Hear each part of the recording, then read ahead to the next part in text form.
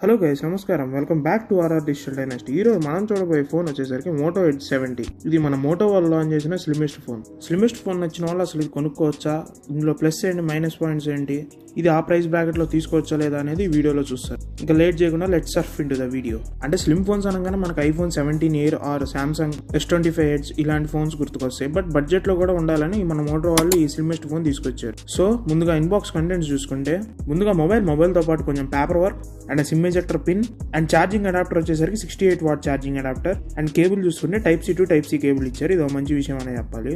And ఎటువంటి case కానీ screen guards కానీ ప్రొవైడ్ చేయట్లేదు. అండ్ ఇంకో మంచి విషయం ఏంటంటే వీళ్ళు కర్వ్డ్ డిస్ప్లే నుంచి ఫ్లాట్ డిస్ప్లేలోకి వచ్చారు. ఇప్పుడు అంటే ఈ ఫోన్ ఉద్దేశించి నేను చెప్తున్నాను, ఈ ఫోన్ అయితే కర్వ్డ్ డిస్ప్లేతో లేదు, ఇది ఫ్లాట్ డిస్ప్లేతో వస్తుంది. అండ్ ఈ స్లిమ్ ఫోన్ యొక్క థిక్నెస్ వచ్చేసరికి 5.9 mm థిక్నెస్ తో వస్తుంది. కమింగ్ టు బాడీ వెయిట్ ఇది 160 grams తో వస్తుంది. అండ్ చుట్టూ ఫ్రేమ్ వచ్చేసరికి అల్యూమినియం ఫ్రేమ్ తో వస్తుంది. బ్యాక్ సైడ్ వచ్చేసరికి వేగన్ లెదర్, మన మోటో వాళ్ళు ఎప్పటి నుంచో ప్రొవైడ్ చేస్తూనే ఉంటున్నారు కదా, అదే వేగన్ లెదర్. అండ్ ఇది మొత్తం 3 కలర్స్ లో వస్తుంది. ఒక కలర్ ఏమో గ్రీన్ కలర్, ఒకటేమో బ్లాక్ కలర్ అండ్ ఇంకోటి వచ్చేసరికి డార్క్ గ్రీన్ కలర్, కొంచెం నావీ కలర్ మిక్స్ చేసినట్టు ఉంది phone. Coming to IP rating, ఇది IP68+69 dust and water resistance తో వస్తుంది. అండ్ ఇంకా మన మోటో వాళ్ళు ప్రొవైడ్ చేస్తుంటారు కదా మిలిటరీ స్టాండర్డ్, ఇది మిలిటరీ స్టాండర్డ్ A10H సర్టిఫికేట్ తో వస్తుంది. అంటే ఇది సడన్ డ్రాప్స్ కి సర్వైవ్ అవుతుందని చెప్తున్నారు వీళ్ళు. గుర్తుపెట్టుకొని సడన్ డ్రాప్స్ మీరు ఇసిరేయండి. And coming to display, 6.7 inches 1.5K AMOLED display తో వస్తుంది. అండ్ రిఫ్రెష్ రేట్ వచ్చేసరికి 120Hz రిఫ్రెష్ రేట్ కి సపోర్ట్ చేస్తుంది.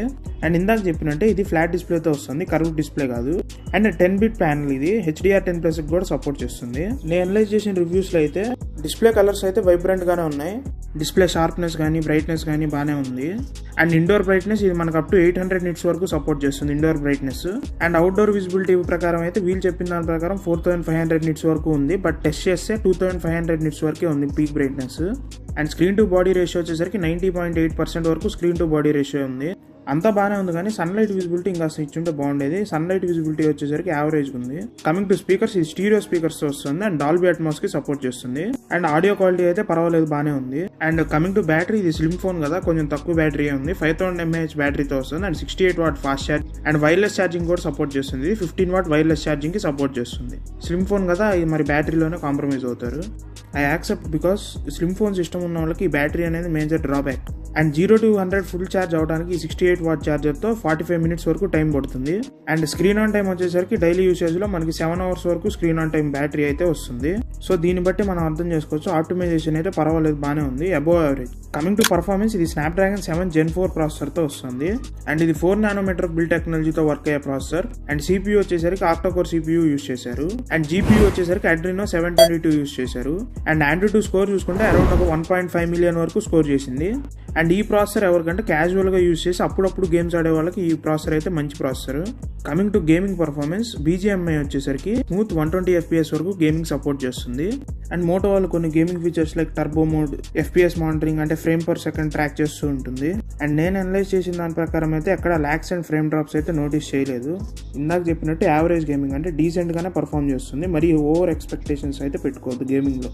బికాస్ ఇది స్లిమ్ ఫోన్ కాబట్టి యావరేజ్ గేమింగ్ అంటే అబోవ్ యావరేజే, బట్ మామూలు క్యాజువల్ గేమింగ్ కి మాత్రం సపోర్ట్ చేస్తుంది.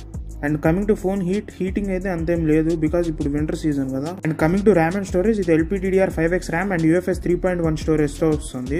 అండ్ కమింగ్ టు కెమెరాస్ వచ్చేసరికి back side triple camera set లాగా ఉంటుంది, కానీ ట్రిపుల్ కెమెరాస్ కాదు, 2 కెమెరాస్ మాత్రమే ఉంటాయి. ఒకటేమో 50 MP main camera and 50 MP ultra wide. And మూడోది ఏదైతే మనం కెమెరా అనుకుంటున్నామో అది 3-in-1 light sensor. And 50 MP camera వచ్చేసరికి మెయిన్ కెమెరాకి అపర్చర్ 1.8 తో వస్తుంది. అండ్ సెకండరీ కెమెరా 50 MP కి అపర్చర్ 2.0 తో వస్తుంది. అండ్ ఫీచర్స్ మోటో వాళ్ళు ఇచ్చేవి LED ఫ్లాష్, HDR, పనారోమా ఉన్నాయి. And back side video capability వచ్చేసరికి 4K 60 FPS వరకు రికార్డింగ్ క్యాపబిలిటీ ఉంది. అండ్ 1080p లో అప్ టు 240 FPS వరకు రికార్డ్ చేసుకోవచ్చు. వీళ్ళు మూడో కెమెరాకి మెన్షన్ చేసినట్టు పైన 2 కెమెరాలకు కూడా కెమెరా సెన్సార్ ఏంటనేది మెన్షన్ చేసి ఉంటే బాగుండేది. బికాస్ వీళ్ళు ఆ 2 50 MP కెమెరాస్ లో ఏ సెన్సార్ వాడారు అనేది చెప్పలేదు. అండ్ ఫ్రంట్ కెమెరా చూసుకుంటే ఫ్రంట్ కెమెరా కూడా 50 MP విత్ అపర్చర్ 2.0. అండ్ దీనికి ఎట్లాంటి OIS కానీ EIS కానీ సపోర్ట్ లేదు. డే టైమ్ ఫోటోగ్రఫీలో మెయిన్ కెమెరా పర్ఫార్మెన్స్ అయితే బాగానే ఉంది, బట్ అదే ultra wide angle camera back side the లో లైట్ లో డీటెయిల్స్ అయితే మిస్ చేస్తుంది. అంటే ఫొటోస్ అయితే పర్వాలేదు, బాగానే వస్తున్నాయి, బట్ అటెన్షన్ టు డీటెయిల్ అయితే లేదు. మెయిన్ కెమెరా యూస్ చేసి మనం 2x డిజిటల్ జూమ్ చేసి కెమెరా ఫొటోస్ అయితే తీసుకోవచ్చు. జూమ్ చేసినప్పుడు మాత్రం డీటెయిల్స్ మిస్ అవుతున్నాయి, జూమ్ చేయకపోతే మాత్రం డీటెయిల్స్ అలానే ఉంటున్నాయి. And coming to portrait shots కూడా డీసెంట్ అనే చెప్పొచ్చు. సూపర్ అని చెప్పలేం కానీ బట్ డీసెంట్గానే వస్తుంది. బట్ డిసప్పాయింట్ అయ్యేది ఏంటంటే video recording 4K 60 FPS capability ఉన్నప్పటికీ స్కిన్ టోన్స్ అయితే అస్సలు మ్యాచ్ కూడా చేయట్లేదు. నేను చూసిన రివ్యూస్లో అస్సలు ఏ మాత్రం అయితే వీడియో బాగాలేదు. అప్డేట్స్లో ఫిక్స్ చేయొచ్చు, బట్ ఫిక్స్ చేస్తారా లేదా అనేది గ్యారంటీ లేదు. Coming to selfie camera, day time photography అయితే ఎక్సలెంట్గా ఉంది. అండ్ ఫ్రంట్ కెమెరా లో లైట్లో కూడా కెమెరా పర్ఫార్మెన్స్ అయితే బాగానే ఉంది. అండ్ పోర్ట్రేట్ షాట్స్ కూడా బ్యాక్ సైడ్ కెమెరా కన్నా ఫ్రంట్ సైడ్ కొంచెం బాగున్నాయి. అండ్ ఫ్రంట్ కెమెరా కూడా 4K 60 FPSలో రికార్డ్ చేసుకోవచ్చు కదా వీడియోస్ అయితే ఫ్రంట్ కెమెరా బాగానే ఉన్నాయి. అంటే వీళ్ళు ఇచ్చిన బ్యాక్ కెమెరాతో కంపేర్ చేసుకుంటే ఫ్రంట్ సైడ్ వీడియో అయితే బాగానే ఉంది. అండ్ నైట్ టైం వీడియో ఈ ఫ్రంట్ కెమెరా యూస్ చేసి తీస్తుంటే డీటెయిల్స్ మిస్ అయినప్పటికీ వీడియో క్వాలిటీ అయితే బాగానే ఉంది. అంటే బ్యాక్ కెమెరాతో కంపేర్ చేసుకుంటే పర్వాలేదు, బాగానే ఉంది. అండ్ ఓవరాల్ కెమెరా పర్ఫార్మెన్స్ ఏంటి బ్రో అంటే ఓవరాల్ కెమెరా పర్ఫార్మెన్స్ అయితే యావరేజ్ అనే చెప్పాలి. అంటే మరీ సూపర్ అని చెప్పలేం, మరీ అస్సలు బాగాలేదని చెప్పలేం, డీసెంట్ పర్ఫార్మెన్స్ అని చెప్పొచ్చు. అండ్ ఇది out of the box Android 16తో వస్తుంది. 3 years Android updates and 4 years security updates provide చేస్తున్నారు. అండ్ ఇది హలో మోటోతో వస్తుంది. ఇది స్టాక్ ఆండ్రాయిడ్ అయినప్పటికీ వీళ్ళు ఈ మధ్య కొత్తగా బ్లోట్వేర్ తీసుకొచ్చారు.